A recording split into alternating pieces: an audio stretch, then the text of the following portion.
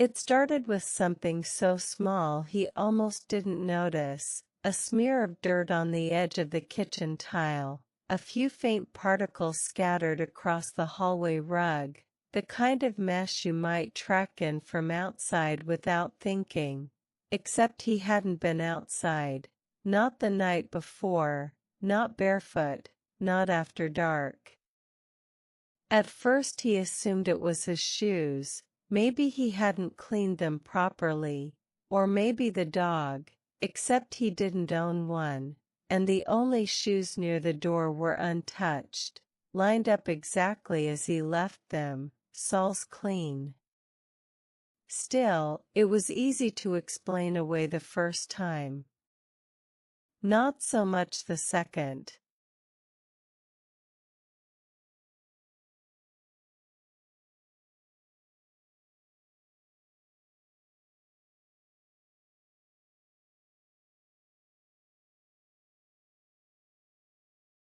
The next morning, he woke with a strange heaviness in his legs, as if he had walked farther than he remembered.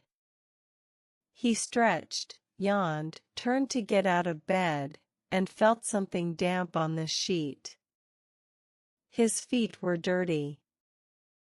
Not just dusty, speckled with dry, crumbling earth, dark around the heels, streaked along the sides, with fine grains caught between the toes. He sat for a long moment staring down, heartbeat slow but deep, not yet afraid, just waiting for some other memory to rise and fill in the blank. But nothing came.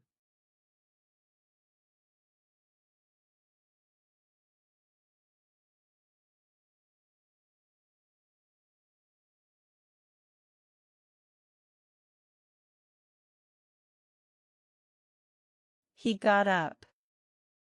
Checked the door to the backyard. It was closed. Locked. Just like he'd left it.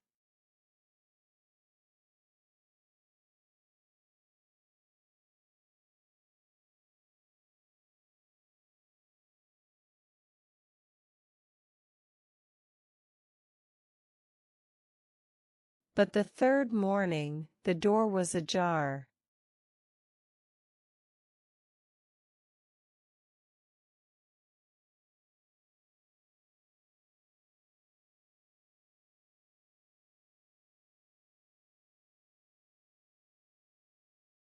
Not wide.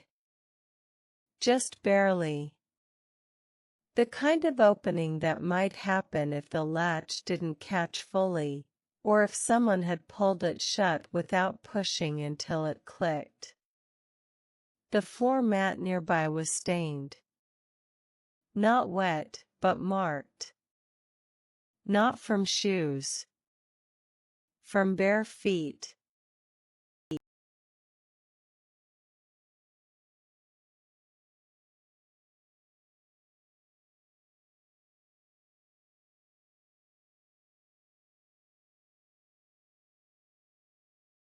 And this time, when he looked down, there were prints, faint, partial, not enough for a full outline, but enough to know someone had walked from outside into the house, or from the house into the yard.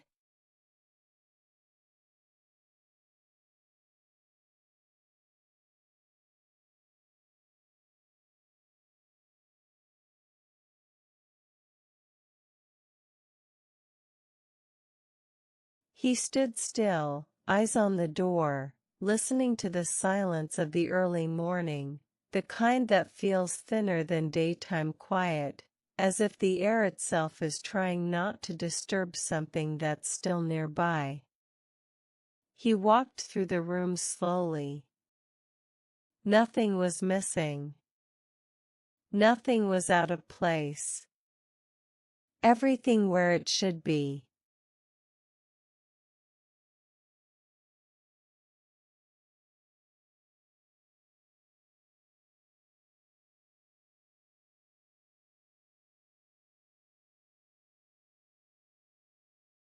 except the earth under his fingernails.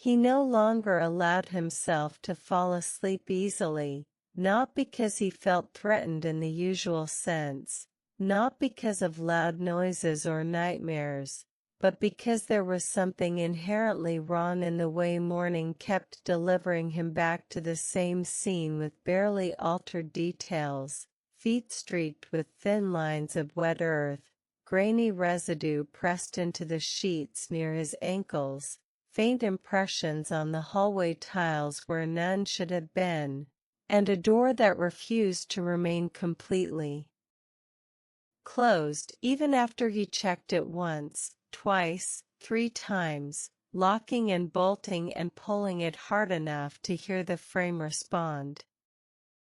He began placing a narrow strip of transparent tape along the bottom edge of the back door each night, barely visible in the dim kitchen light but still enough to detect movement if it happened, and every morning the tape was peeled away just slightly, not torn, not removed completely, but unstuck in a straight, clean line as if lifted carefully by fingers that had done it many times before and knew exactly how to avoid disturbing the surrounding air.